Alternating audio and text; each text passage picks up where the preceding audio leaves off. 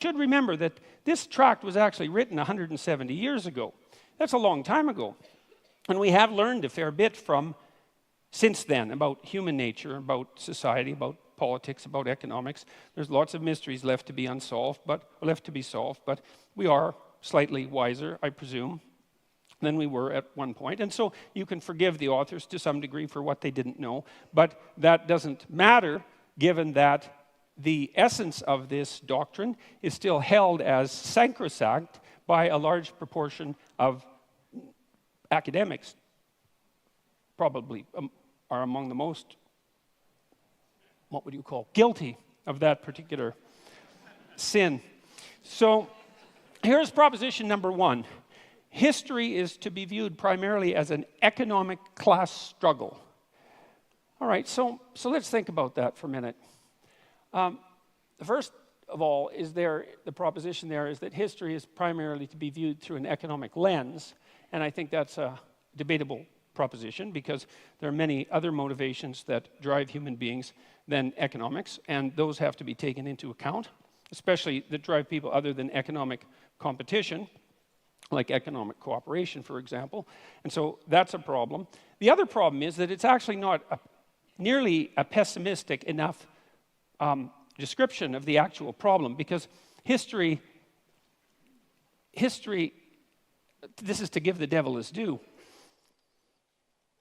The idea that one of the driving forces between history is hierarchical struggle is absolutely true. But the idea that that's actually history is not true, because it's deeper than history. It's biology itself, because organisms of all sorts organize themselves into hierarchies. And one of the problems with hierarchies is that they tend to arrange themselves into a winner-take-all situation. And that is implicit in some sense in Marx's thinking, because of course Marx believed that in a capitalist society, capital would accumulate in the hands of fewer and fewer people. And that actually is in keeping with the nature of hierarchical organizations. Now, the problem with that isn't so much the fact of there's accuracy in the accusation that is a eternal form of motivation for struggle, but it's an underestimation of the seriousness of the problem because it attributes it to the structure of human societies rather than the deeper reality of the existence of hierarchical structures per se, which, as they also characterize the animal kingdom to a large degree, are clearly not only human constructions. And the idea that there's hierarchical competition among human beings, there's evidence for that goes back at least to the Paleolithic times. And so that's the next problem. It's that, well, this ancient problem of hierarchical structure is clearly not attributable to capitalism because it existed long in human history before capitalism existed, and then it predated human history itself.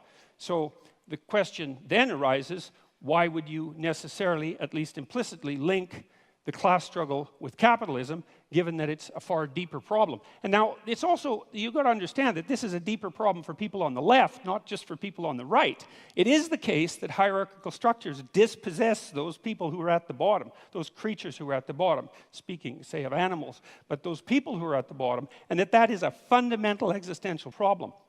But the other thing that Marx didn't seem to take into account is that there are far more reasons that human beings struggle than their economic class struggle, even if you build the hierarchical idea into that, which is a more comprehensive way of thinking about it.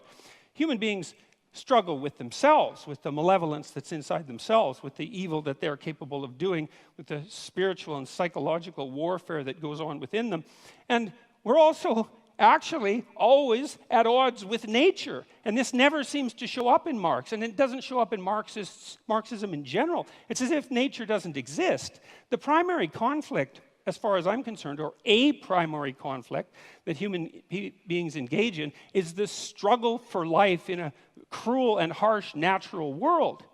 And it's as if that doesn't exist in the Marxist domain. If human beings have a problem, it's because there's a class struggle that's essentially economic. It's like, no, human beings have problems because we come into life starving and lonesome. And we have to solve that problem continually, and we make our social arrangements, at least in part, to ameliorate that, as well as to as to, well, upon occasion exacerbate it. And so there's also very little understanding in the Communist Manifesto that any of the, like, say, hierarchical organizations that human beings have put together might have a positive element. And that's an absolute catastrophe, because hierarchical structures are actually necessary to solve complicated social problems. We have to organize ourselves in some manner, and you have to give the devil his due. And so it is the case that hierarchies dispossess people, and that's a big problem. That's the fundamental problem of inequality.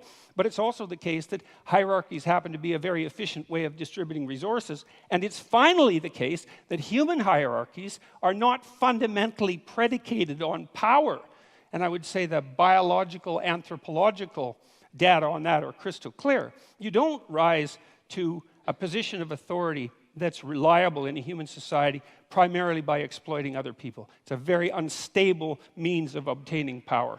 So that's a problem.